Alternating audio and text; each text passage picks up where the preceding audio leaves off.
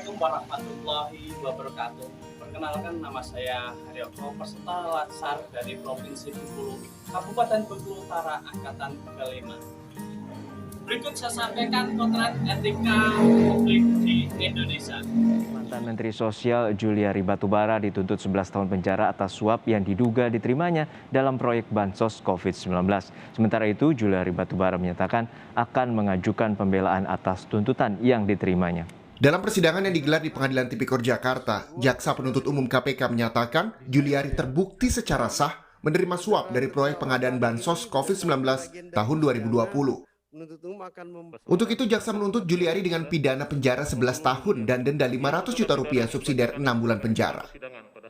Selain itu, Jaksa juga menuntut Juliari membayar uang pengganti kepada negara senilai 14.557.450.000 rupiah, serta mencabut hak politik selama 4 tahun selama terdakwa menyelesaikan hukuman pidana.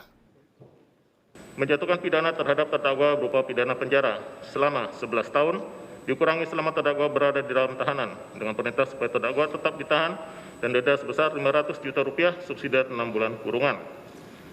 3. Menetapkan agar terdakwa membayar uang pengganti kepada negara sebesar 14.597.450.000 rupiah.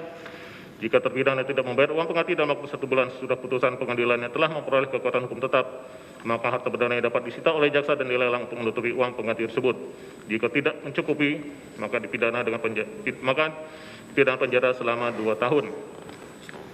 4. Menjatuhkan pidana tambahan kepada terdakwa berupa pencabutan hak dipilih dalam jabatan publik selama 4 tahun setelah terdakwa selesai menjalani pidana pokok.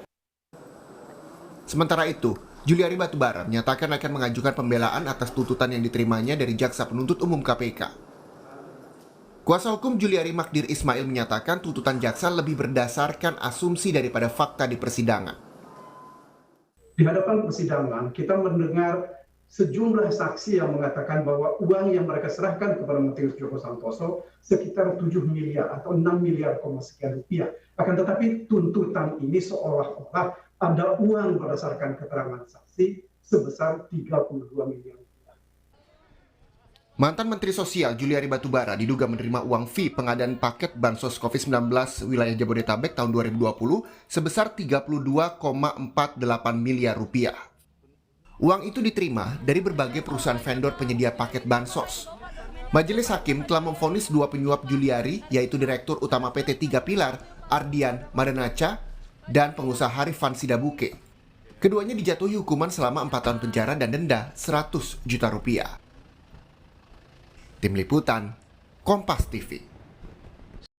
Nah, dari video tersebut dapat kita lihat bahwa kasus korupsi sedang melilit Menteri Sosial Negara Republik Indonesia. Tentu saja hal ini adalah hal yang sungguh mencoreng Kementerian Indonesia, di mana kita bisa lihat etika publik yang sangat lemah.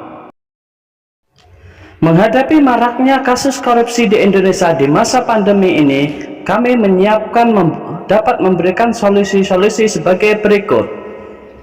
Cara memberantas korupsi di Indonesia.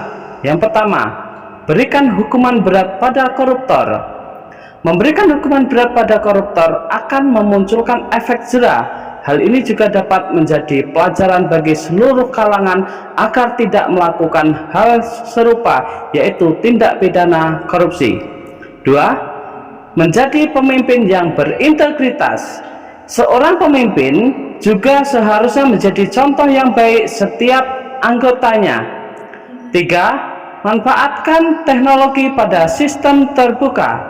Teknologi digital kini berkembang dengan pesat. Teknologi juga dapat digunakan untuk mempermudah sistem birokrasi, baik dari pemerintahan, perusahaan, bisnis, hingga ke lembaga pendidikan. Selanjutnya, keempat, membangun pendidikan moral sejak dini.